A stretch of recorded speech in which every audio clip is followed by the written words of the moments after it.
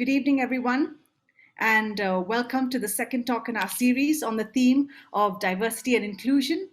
Just before I introduce our speakers for today, I wanted to call out our recent commission with the Aravani Art Project. Anyone from Bangalore? Today, if you've passed by Kasurba Road in the last couple of months, you would have seen the shuttering on the under construction MAP building has now been transformed into a vibrant cityscape titled The Story of Bangalore.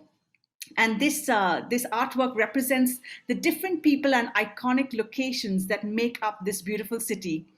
This commission was put together with the help of the Indian Foundation for the Arts.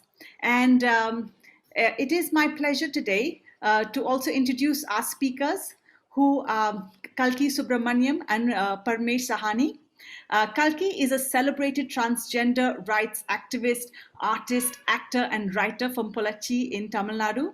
She uses art, poetry, films, performances to tell the untold stories of transgender people who are victims of gender-based violence and abuse. Parmesh is the vice president at the Godrej Industries Limited and the founder of the Godrej India Culture Lab. He's a passionate advocate for LGBTQ inclusion in corporate India and has guided many of the country's leading companies on their inclusion journeys. His first book, Gay Bombay, Globalization, Love and Belonging in Contemporary India, was released in 2008 and was re-released in June this year. And his second book, Queeristan, LGBTQ Inclusion in the Indian Workplace, was released in August 2020.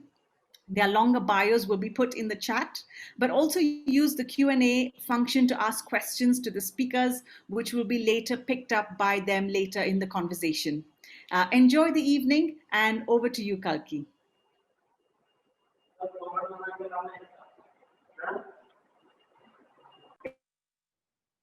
Thank you for that introduction.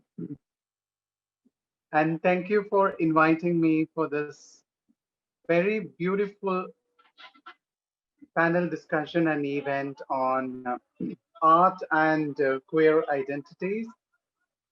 I'm very happy to be here because it's my very, very favorite topic, and that's very close to my heart. I think art, as a trans woman and as a trans person, art has been a very, very powerful tool for me to, especially to express my life, my joy and agony and pain, not today, not yesterday, but right from my childhood. And art has actually empowered me by being a tool, by being a weapon. It has empowered me in so many ways to be the person I am today. When I was a child, genderqueer or gender non-conforming, and when I was confused and when I was very gender dysphoric, I think art was the reason how I could express myself through poetry and through drawings on a paper. I used to run away from schools. I used to bunk from schools, afraid of being bullied, afraid of being continuously harassed for my gender expressions. I was blocking, I was avoiding contacting people, meeting other people because I was afraid of people. And so I decided to get away. That is how I used to spend my time in parks and in forests because my home is very near to the forest. So I used to run away to the forest, sit under the trees and listen to the birds. And basically I grew up like that. So nature gave me the power, the healing, and art showed me the way. But for a very long time, I hadn't used it. Only during my teenage years, I used it. And then it was all so much of struggle, traveling, going in different places, finding yourself, changing your body according to your psyche, and crafting your life, designing your personality, That took so many years. So it was just 3 years ago. Actually, I started practicing art in my home, and that gave me more power. Um, that opened up the possibilities like a Pandora's box, I would say. I found out I reinvented myself. From being just an activist, I was more empowering. It was more empowering for me to be an artist, to be a poet, writer, as well as an activist. Because I was going to uh, many schools across, and I was colleges across the country and even to other countries. And I was teaching children, teaching adult people about trans rights. And this enlightenment of using art as a powerful tool gave me so much power that I started not only for myself, but I also started to use it for our transgender community. In the transgender community, most of them, almost like 80% of them, have not even completed their schooling. They have not even completed their college and schools. So for them, I think art was a total powerful uh, tool for expression of their life, because many of their lives have been battered. Many of our community people have been battered, have been hurt from right from our childhood. So we at Sahodri Foundation, which I run, I head, I took up the art projects called the Trans Hearts, through which we train the transgender people. I'd like to show the PowerPoint presentation now, quickly, how art is empowering us. For transgender people, finding new ways to support themselves is a priority. I work within our transgender community. We train them, we give the opportunity for them to get trained and the opportunity to express. The community speaks through art, and it gives all of us the opportunity to stand up, and not only stand up in voice, but also to support our livelihood. So, finding out the creativity and artistic talent of the community has been the sole purpose of this project, and we are doing it so successfully for the past 3 weeks. Over to the next slide. We have another art project called the Red Wall Project. This is one of the most important projects. Right now, we are totally putting our soul and heart into. The imprints that you see on the screen and the women who are writing, it's a very powerful project where the whole transgender community participates in this project. Trans people write their tales, their untold stories of abuse, sexual assault, and the traumatic experiences that they have gone through. And they write those incidences that really harmed them on a piece of handmade paper. And upon that, they put red paint on their right hand and they imprint it on their testimonials. We have actually interviewed more than 500 transgender people across the country, and we are continuing to do it. Why is this project being done? This is the project that is giving the voice for the community. Not everybody can speak in the community. Many people are running for their livelihood, for their daily meals, for their medicines, and for the surgery that has to be done, and finding a home and all that. Nobody has the time to actually talk about their abuse and life and what happened to them. So this is an opportunity for them to speak, and we are seeking justice through art. We encourage them to expose the perpetrators, and we take these testimonials and put it across universities and colleges and public spaces, Sometimes we actually zoom, I mean, it's an A4 size paper, but we make it in bigger sizes. We zoom it and make it in bigger sizes and stick it on walls, the walls of the universities and colleges and galleries, and we invite young people. The next slide. We invite young people from colleges and universities and all walks of life, and we request them to read it, and they give their full concentration on knowing what happened to us. So this is an evolving project. Actually, it's not like this is what it is. It is actually an evolving and a transformative art project. We will be in the next step that we will be doing in this is that I have always been interested in technology as well. For example, artificial intelligence and augmented reality is of great interest to me, even though I'm an artist basically. So I'm bringing the augmented reality technology in telling the untold stories of the community. So technology helps in art, and I do know how to use it. So the next slide. So that was the Red Wall project. There has been an amazing effect when people read it.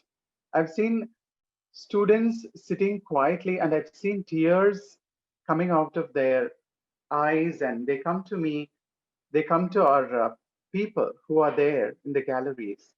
They talk to us and they show support, and they assure us that they will support our community and will never let anybody harm. So it's actually a very heart touching but a very change making project. So the next project is one of our paintings from an artist called Abhinaya from our foundation. The previous slide, please. Yeah. Abhinaya actually died 2 months ago. It's not known how she died, but we suspect that it could be a murder, but people, I mean, police says it's a suicide. This was a painting done by Abhinaya, one of our workshops. It is a woman, a transgender person standing in the middle, and the four hands, black hands, are the perpetrator, the exploiter's hands, and the flying object is, of course, the money. So, how trans people are exploited for their bodies are exploited in many ways, and how that exploitation kills them, affects them, harms them, is what actually this very powerful painting shows.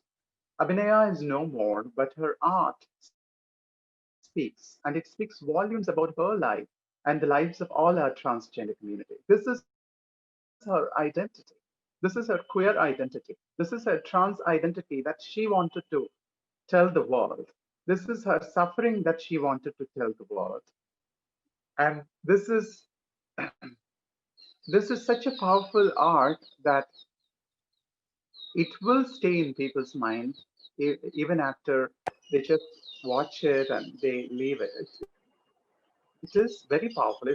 And I believe that it's not only about women, it's also about children being exploited for sex and money. And it's about women, cis women, biological women who are exploited. This one art by Abhinaya speaks volumes. And the next slide, please.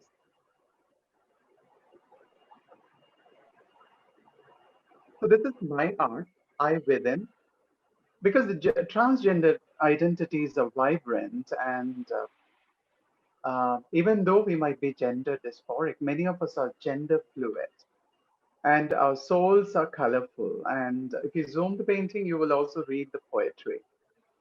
So it is in two parts. It's actually a diptych painting which can be interchanged. Like our gender fluidity, the painting can change its position and bring a whole person, or it could actually change its face to half and half, and that also is beautiful. So this is all about our identities and the expression of our gender. The next slide, please. So this is an art again done by one of our artists called Sandhya. in this painting, you would see that the transgender person's mouth is sealed. So it is actually depicts her voiceless identity. It depicts how powerless she is.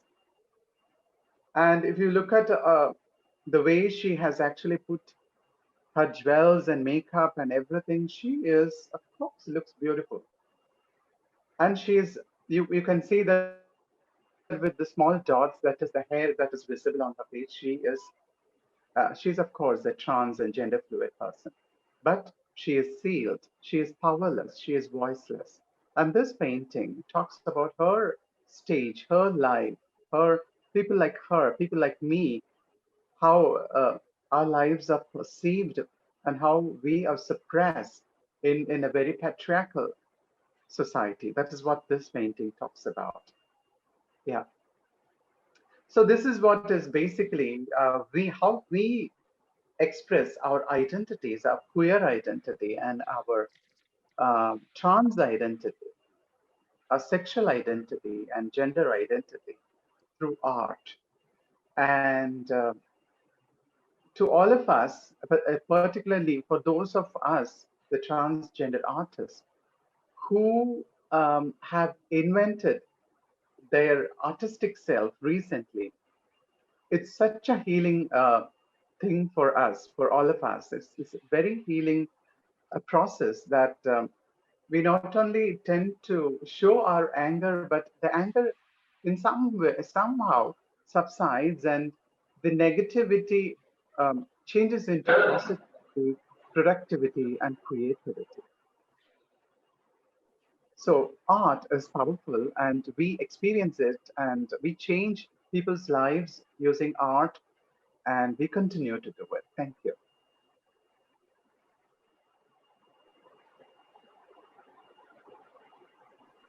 Thank you, Kalki. Um, that was You're welcome. beautiful. Thank you so much. Hi, everyone Thank who's you. watching. This is Parmesh, and I'm going to follow up and contextualize some of what Kalki said and Sahodari's work and that of so many other organizations by giving you like a very, very brief run through of my book Queeristan, which came out a little while ago. But before that, I just want to thank everyone at MAP and BIC, who worked with both Kalki and me with such love and attention over the past few weeks, building up to this event. So everyone from Ravi, Priscilla. Priscilla actually was in my school. I learned St. Joseph's Colaba many years ago, junior to me. Um, Abhishek, Shilpa, both the teams at MAP and BIC, you've been absolutely amazing. And also to Gaurav, who's doing ISL interpretation. Gaurav, thank you so much uh, Thank you so much. for signing throughout this. So very quickly, let me take you through some of the ideas in the book and then kind of loop back to connect to what Kalki said, and then we can open up for a conversation. Yeah. So the book um, is has 5 sections, and it's a strange combination of memoir and manifesto. I wrote it very much as a form of queering itself. So while ostensibly it's presented as a business book, large parts of it are not business, and in a sense, I wanted to puncture or queer the idea of what a business book should be like as well. So this is a business book which has multiple voices. It has different sections. Most business books are quite simplistic and linear. This is not at all.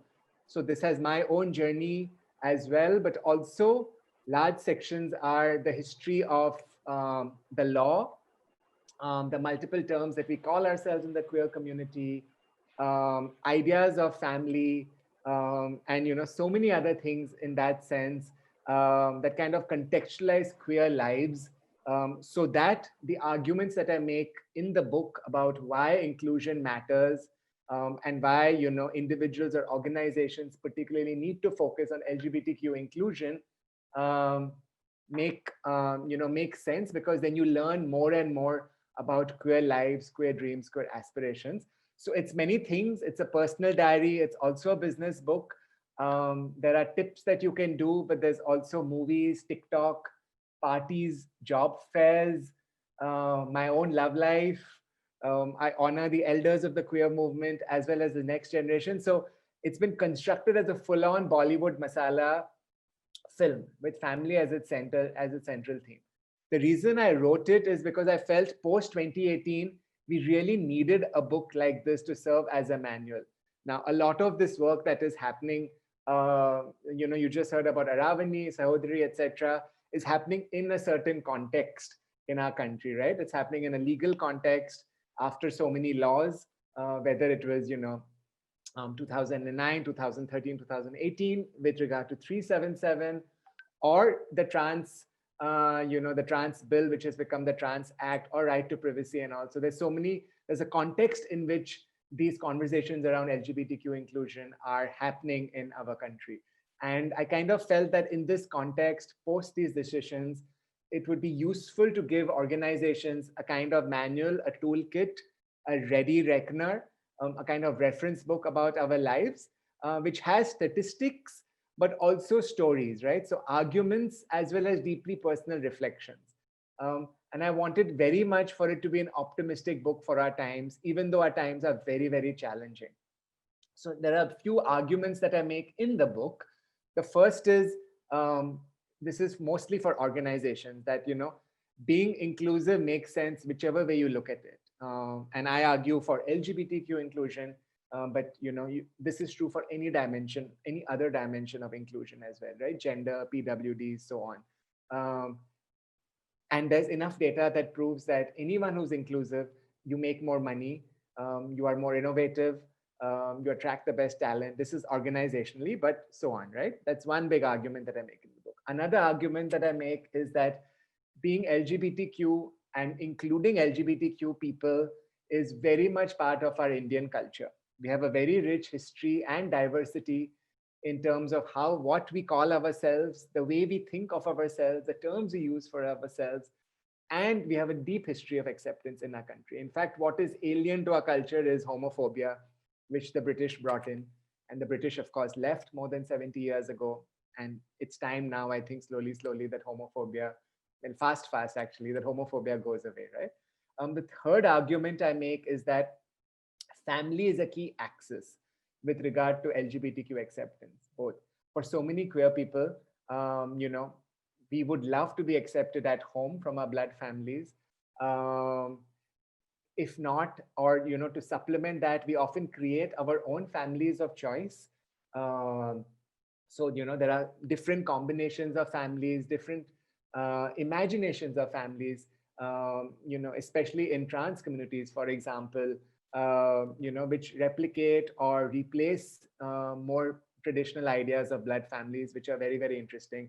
And I argue in the book that, our workplaces also need to kind of act in loco parentis. We need to think of acceptance, through the framework of, love and family.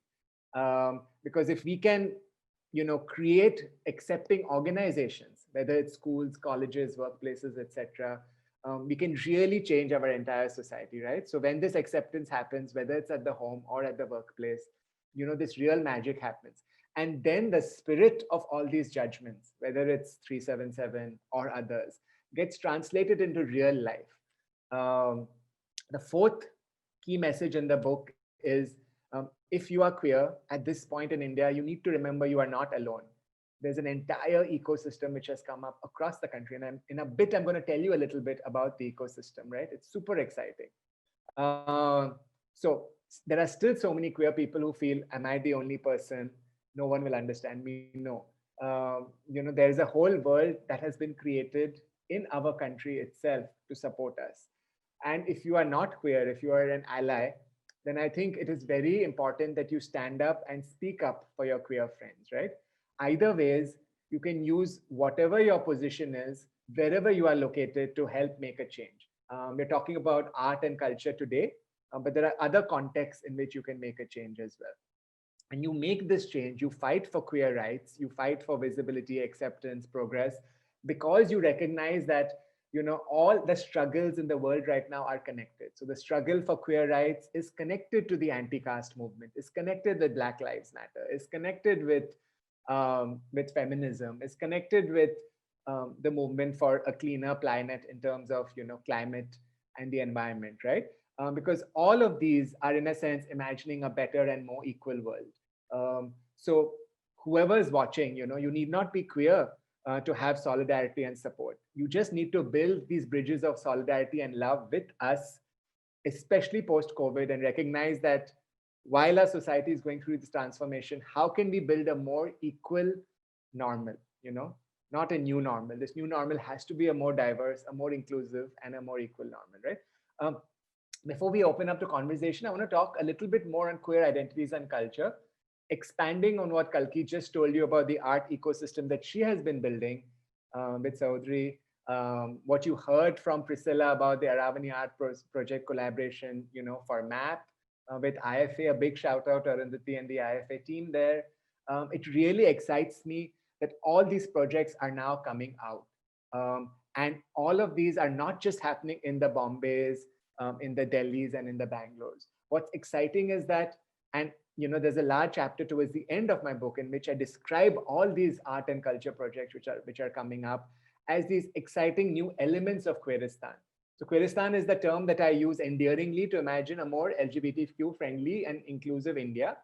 I don't, I use it with love and affection as an imaginary term, but I also say in the book that we are not just imagining it. We are living in elements of this already, right? Just to give you an example, some of the most exciting pride marches in our country are in smaller towns and cities, like Raipur Pride March in Chhattisgarh. Some of the most exciting festivals culturally, whether it's like Awadh Queer Literature Festival that flourishes in Lucknow, or so many others are happening in smaller places. There are some of the most exciting organizations in terms of LGBTQ organizations, like Zukia in Assam or Ya All in Manipur, again, are happening not in places that you might imagine, like Bangalore or Delhi or Mumbai, right? There are wonderful new physical spaces which are coming up. Like Gauri Sawant is building Ajicha Ghar in Maharashtra, which is an intersectional place where daughters of commercial sex workers will live with older trans people in a symbiotic relationship. Manav is building an old age home for queer elders in Rajpipla in Gujarat. There are incredible new online cultural spaces coming up. Again, with an intersectional framework like Dalit Queer Project or Chinky Homo Project or Queer Muslim Project or Pink List, right? These are online, offline, very interesting spaces that are coming up. There are new foundations that are coming up all the time, whether it's Solidarity, Keshav Suri, and so on. New queer archives are coming up all the time. Bangalore itself has Kamra, there's Varta and Calcutta and so many others. Parent groups are coming up. So it's not just queer people creating cultural spaces, our parents are joining in the conversation as well. And there is so much more visibility and representation in different kinds of media, right? And what excites me most is that so many of these are voices from different parts of the country. So many more trans voices are coming out now, which if you looked earlier, maybe 10 years ago, so many narratives were about, gay men. But over the past few years, so many narratives have come out representing the diverse range of LGBTQ voices, like, that of Revati, for example, or in literature, a book like Mohana Swami in Kannada, or My Father's Garden, set in Jharkhand, or Maya Sharma's 2013 book called Loving Women, Being Lesbian in Unprivileged India. So great narratives that are coming up that really describe the texture of what it means to be queer in our country at this moment. And there are so many more new queer champions coming up. I mean, we're privileged to be with Kalki, who's one of them. But besides Kalki, there are so many others in our country right now, right from police officers to judges, to artists like Dr. Narthaki Natraj, to athletes like Duty Chand. I mean, it's incredible right now how many people are having the courage to come forward and talk about who they are and why they want to live a full life, right? And we're also seeing the beginnings of an interesting political engagement, whether it is in people like Apsara Reddy of the Mahila Congress or Disha Pinky Sheikh of Vanchit Bahujan Agadi as spokespeople, both of who happen to be trans, whether it is Priya Patil, who has just been appointed the new head of the LGBT cell at the NCP in Maharashtra. So it's quite exciting in this context, right? Or what kind of queer culture is coming about. So all the work that you are hearing about, whether it's Aravani, whether it's Ayodhya, etc., is happening in a rapidly changing India. And what excites me most at this point are these new models of collaboration. Something like Sandeep Nagar, which Grace Banu did, right? Which is a dairy cooperative set up by trans people in collaboration with the government. So public-private partnership in which trans people have jobs, livelihoods, housing, and it's a business as well. So a lot of these new models are going to come up right now at the intersection of, Kalki spoke about art and technology, but art and commerce, identity, urbanization. It's actually super, super exciting. So when we talk about art and queer identities, this is the context in which all these ideas are bubbling forward now. For anyone who's watching and who wants to be involved, just two things. First is please collaborate with us, with queer people, because post 377, there's been a lot of interest in queer people, but a lot of the projects that are done for us are not done with queer people. So for all those who are watching, please take part with us. We have so much talent within the community. And if you want to do something, around LGBTQ or queer issues, it's really, really good if you collaborate with people from the community. And with that, I'd love to invite Kalki back so that we can have a little Q&A. Hi, Parmesh. Hi. Hi, hello, everyone. Hi. So, this is the bit where we just chat and, ask each other questions. And I just ask you one question. I know you might be also having others. But my one question to you is also something that I've been struggling with, especially over the past few months, right? It's how do you, where do you find hope from? Because it's been a very difficult time, right? You spoke about Abhinaya. Last week we heard about Sangeeta, which is, really tragic and gruesome, like beyond belief, right? So where do you find this spirit of being hopeful, continuing? Because a lot of our work is about positivity and trying to spread awareness and heal. But the context in which we are living is still, it's incredibly brutal, right? Yeah. I think for people like me, we are often broken into pieces. And then it's like we collect ourselves again and raise like a phoenix. And it is a part of our process because we have come this far and we cannot break our lives now, is what I feel. I mean, at times, even in the past week, since 2 days ago, Sangeeta, 3 days ago, Sangeeta was murdered on Sunday night, I guess. But then everybody knew it only on Wednesday. That is day before yesterday, and 2 days ago. It was shattering because she was a trans activist and well known and entrepreneur. Just recently, she started a beautiful venture and all that. And 2 months ago, Abhinaya, and then it goes on and on.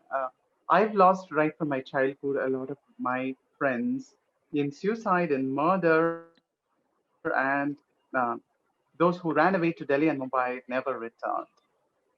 I never had contact with them as well. So these losses have certainly affected me, certainly affected my life. I think the question that you asked was a very important one because a lot of us don't use that anger in a very productive way. I think I used that anger to create my life, to talk about the lives of people like me, and to make a change. I'm not a revolutionary who can make a change, but I think my voice, through my voice, I can speak the voices of 100, 200, 1,000 transgender people, and I have definitely done that. Basically, I could do it because my family accepted me too. That was very empowering, and you knew it, Pamesh, very well that how important our families are, how empowering we become when our families actually support us. When a trans kid is, when a queer kid is supported by the family, There's nothing that brings power and hope and enthusiasm and and knowledge and light to our lives than that love that our mothers can give, our sisters can give, and our brothers can give through their protection. And for me, my family was also a reason to stay strong and hopeful. But for a lot of our community, right from the gay community, trans community, genderqueer community, that has become impossible. I think from a very privileged position, I take this opportunity to send hope and positivity and love to our community, not to actually depend on anger and the expression of rage, but being productive, creative, and showing a path of bravery and courage to not only other young transgender people, but also to men and women of this country. Yeah, that's how it is. Thank you. Thank you. We have Yeah, lots of questions in the Q&A also. Do you have any questions for me before? absolutely. I have. I have. Um, Very interesting your book is, I should say. And why do you think, I mean, what made you to write this book and how long did it take for you to write this book? I know writing a book is very hard because right now I'm actually writing my biography and it takes enormous amount of time and strength, and especially you visit your flashbacks and it's very hurtful and you feel like crying and you live that experience all over again. How does it feel? How did you feel, and um, how did you manage to write this book? So I actually, yeah, it took a lifetime because the book has the past 20 years of my life. Oh, So the okay. personal bits are about, certain aspects of the past 20 years of my life. So, remembering it, contextualizing it, etc., took a long time. Um, Okay. in terms of the actual business parts, because it's a like the book is a big, like, it's like a big biryani or khichdi. There's lots of things in it. Um, so the businessy parts of it in terms of policies, etc., would took like about a year, and I had help with that. I had three young people who helped me with that, in conducting interviews and looking at secondary research and transcribing that. So that really helped because that then meant that I could do the writing process with transcripts or with data which was already culled. So that was very helpful. Um, but then marrying this together, marrying like you know a personal narrative with this business case, I think getting the mix right was actually super exciting.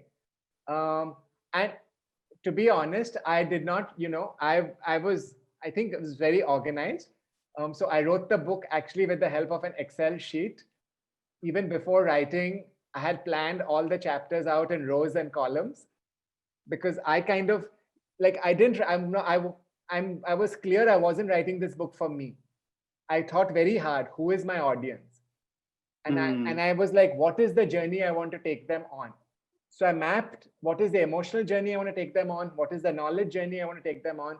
So even before I wrote anything, I was playing with Excel sheets saying, in first section, this is the knowledge, these are the stories. Second section, this is this.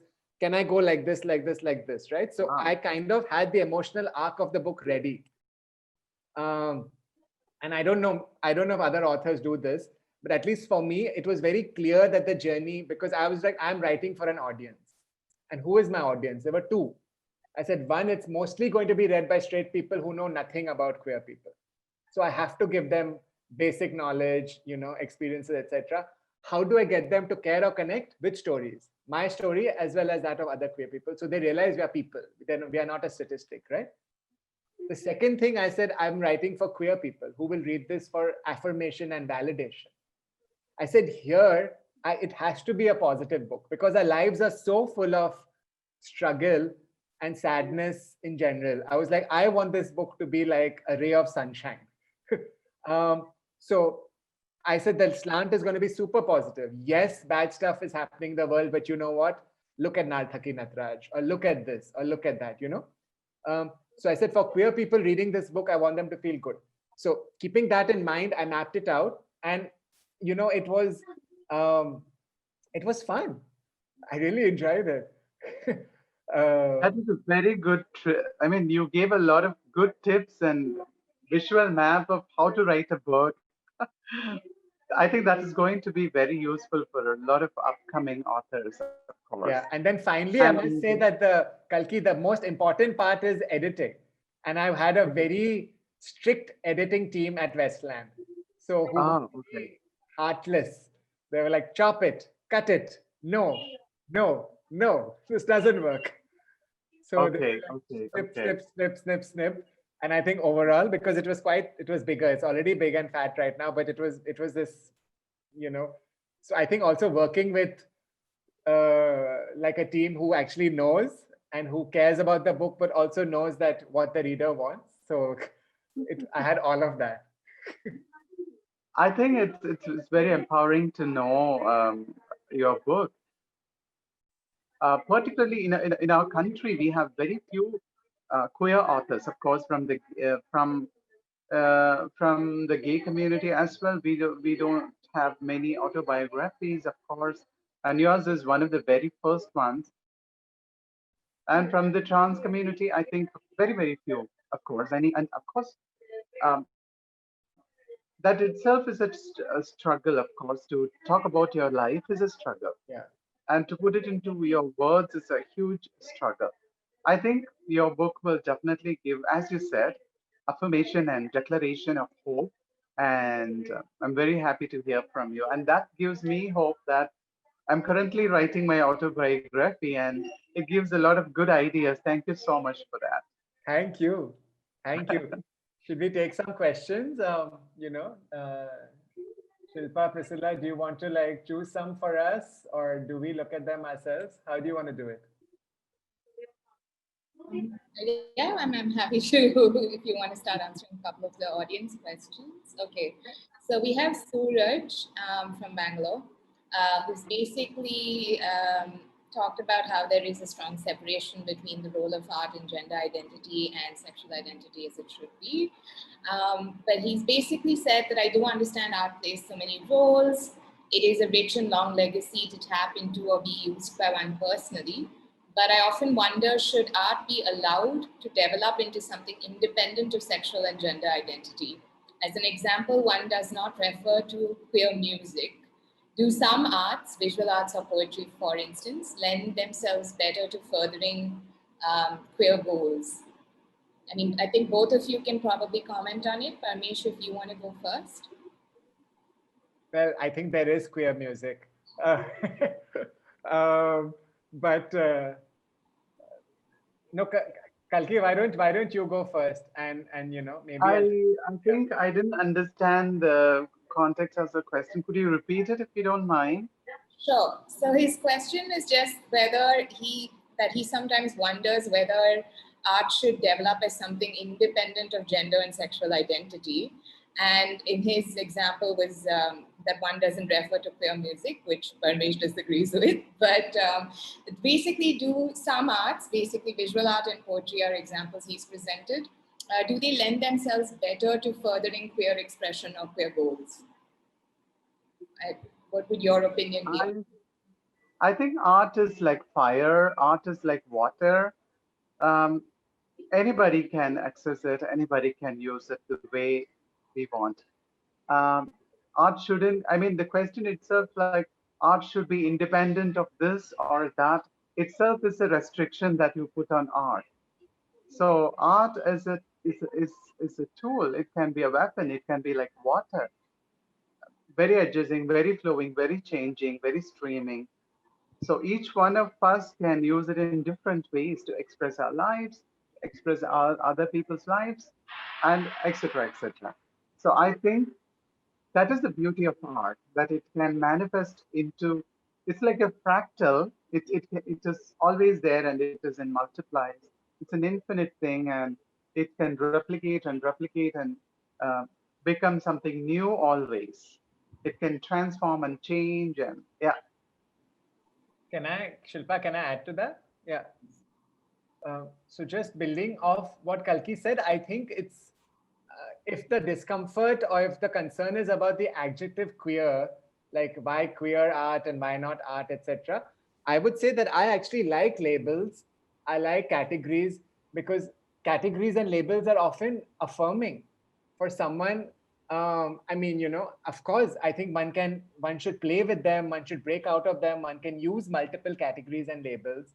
But I think often, in terms of the terms we use, I think for a lot of artists, like for a lot of women writers, again, this thing comes up, right? Is it women writers versus writers, or women writing versus writing? The questions often come up for like minorities or historically underrepresented people, right? They don't come up for why is men's writing and why is women's writing and things like that. But so of course, I mean, there is an argument made to be made that writing is writing or art is art. But for a lot of queer people, we might want to embrace the title of a queer artist, as we might want to embrace other artists as well, Dalit artists, whatever your region might be, I'm Sindhi, so Sindhi artist. Does that give you a certain context, for example? Sindhi queer artist. So there's multiple. So I'm all for embracing multiple identities and boxes, playing with them. So I'm a maximalist. So as one of my favorite Madonna songs go, something's better than nothing, but nothing's better than more. So, I don't believe that we should have a world with zero labels. I believe we should have a world with like infinite labels that we can choose and we can use to make a thali of what we want to call ourselves. Brilliant. Okay, so the next question that I'm gonna sort of pull up is okay. This is for Kalki, but Kalki, are you here? Yes, I'm here. Okay. Yes, I'm here. Yeah, Matthew has asked, how did you come up with basically painting or art as a medium to convey your emotions? Was there some kind of story? Is there a narrative behind that? Some kind of trigger that sort of started you on that journey? I think when I bunked classes, what I had was only the pen and the paper.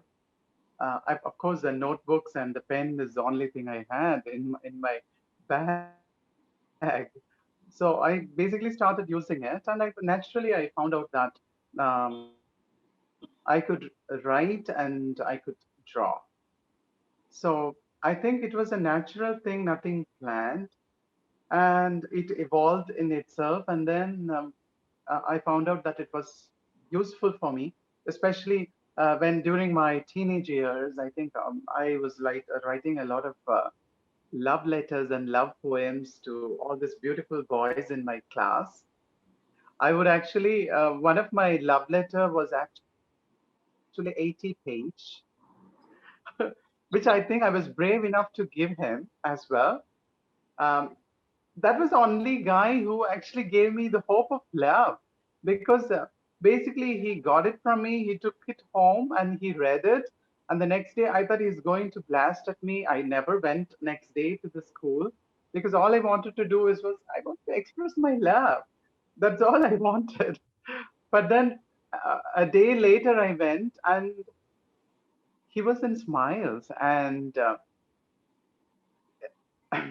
even though he didn't actually fall in love with me, he liked what I wrote.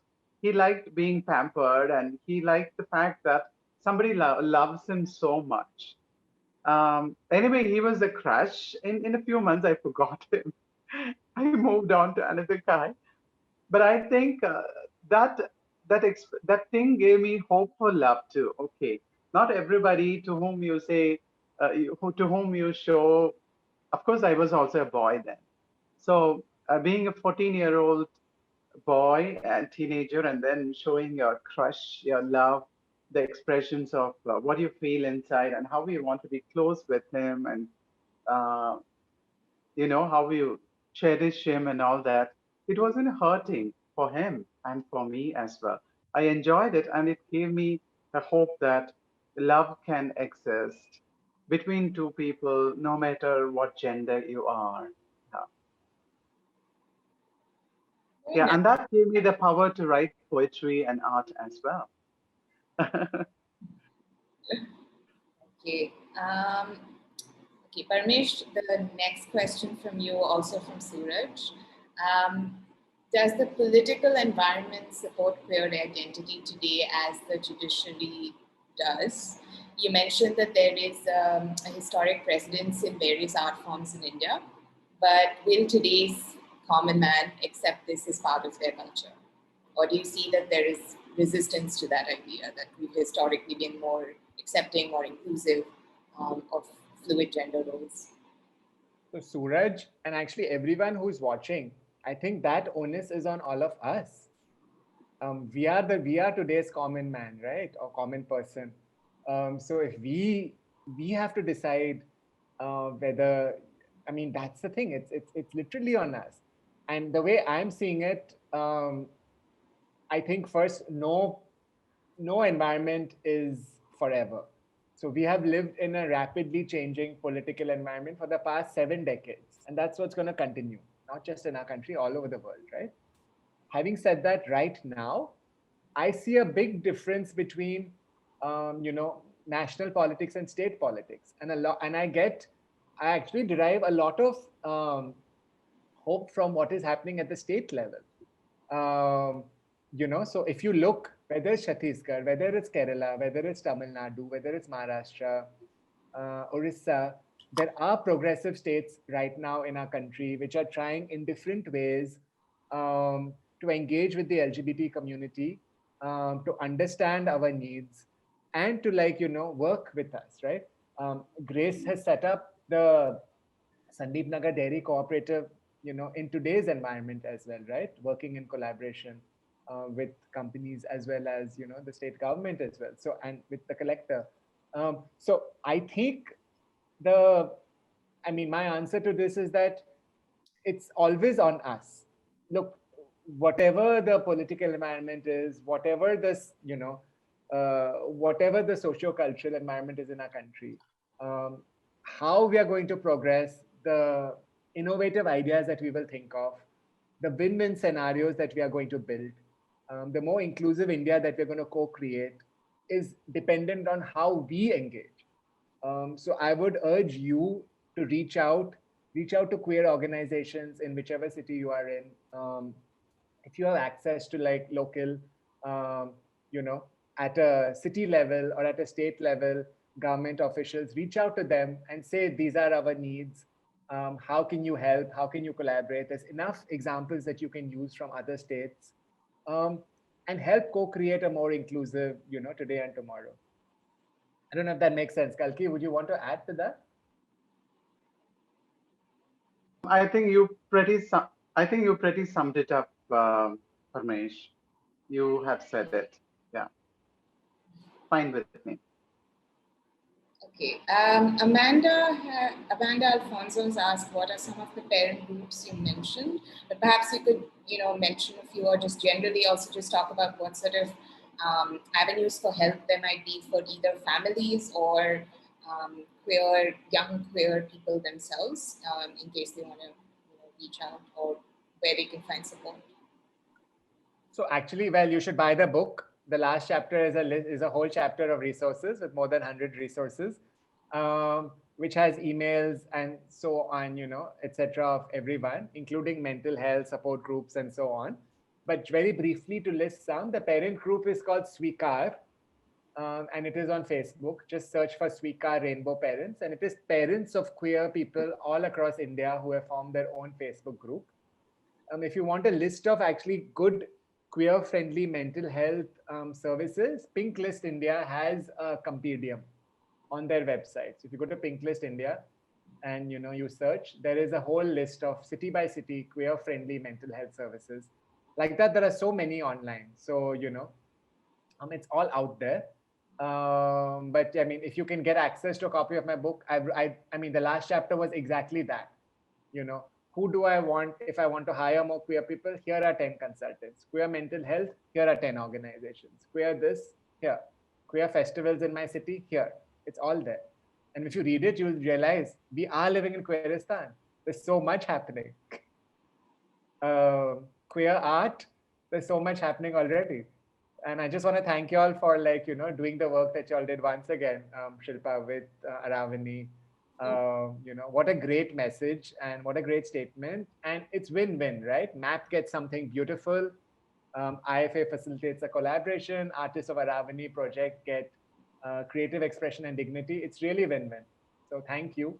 No, I mean, we're thankful to them. It was a brilliant realization of the idea and the brief and the story of Bangalore, like Priscilla was saying. Okay, I think we have time for two very quick questions. One, which is from Satya, and just to kind of ask both of you, how far do you think projects in recent times have been effective in changing policy, like policies, or like how they've been effective in bringing up policy level changes? Any that you might have been involved in, let's say. As an activist, I've been involved in the legal rights campaign, especially in the 2014 Supreme Court verdict legalizing the transgender community. I've worked with the Chief Justice of India, the High Court and Supreme Court judiciary, and at the local level here, district level, as well as in the High Court level. And I've advocated and I've participated in awareness sessions and seminars on transgender rights, legal rights, with the Madras Judicial Academy, as well as the National Judicial Academy in Bhopal. So I've done a lot of work, and of course,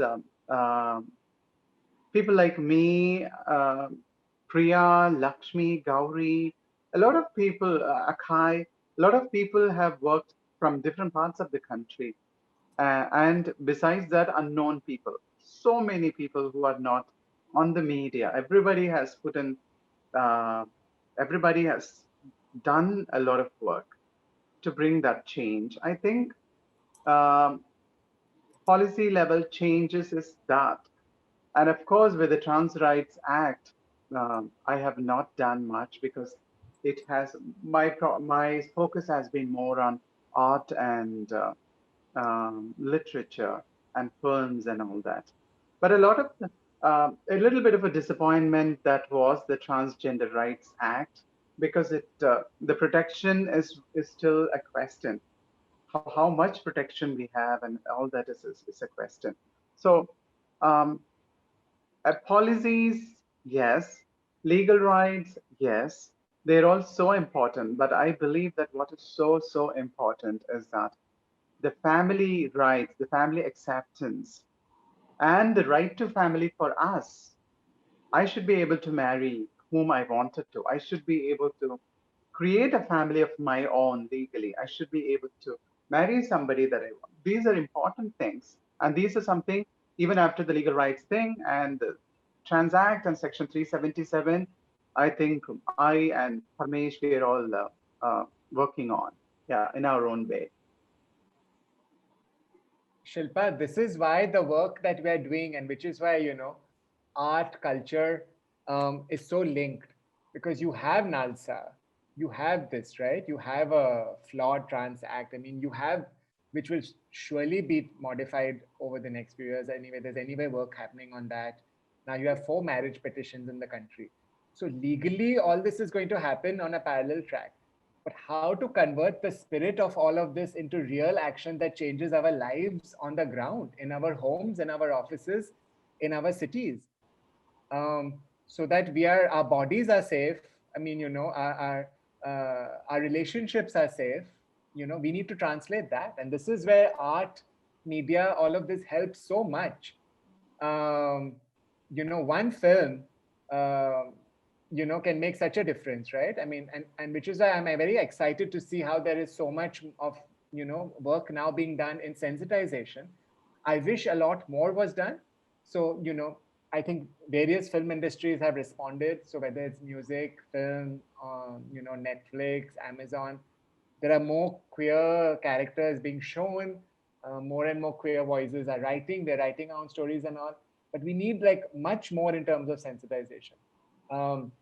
So just right. I mean, if a district magistrate with regard to this Trans Act has, has all this power, where is the sensitization for all the magistrates, for example, right? Where is the sensitization for all the police people in our country to explain to them that 377 is gone? And so you can't be doing harassment. So I think a lot of the work now, besides the legal, work, has to be in these spaces of sensitization of people who affect our lives, which is government, police officers, and so on, and families, general public, etc. So I think a lot of the work has to be in these spheres so that we take the spirit of all these progressive judgments and actually live better lives. Otherwise, what's the point? No? Okay, I think that is actually a great note on which to wrap up today's conversation. Thank you both for joining us, sharing so much about yourselves, about the work you do. It's been a brilliant evening. Thank you all who have been watching as well for joining us tonight. And we look forward to seeing you at the next MAP Talk in November. Parmesh and Kalki, thank you both for giving us your time today. Thank you. Thank you. It was a great pleasure and a very great opportunity being with you all and the opportunity to express and share our thoughts. Thank you. Thank you, Parmesh, and thank you, Gaurav, and a lot of other, let me read them out. Sorry, I haven't read them. Thank you, Lekha, and thank you, Raghu, and definitely Shilpa, thank you so much. Prislia and everyone, thank you so much. Thank you.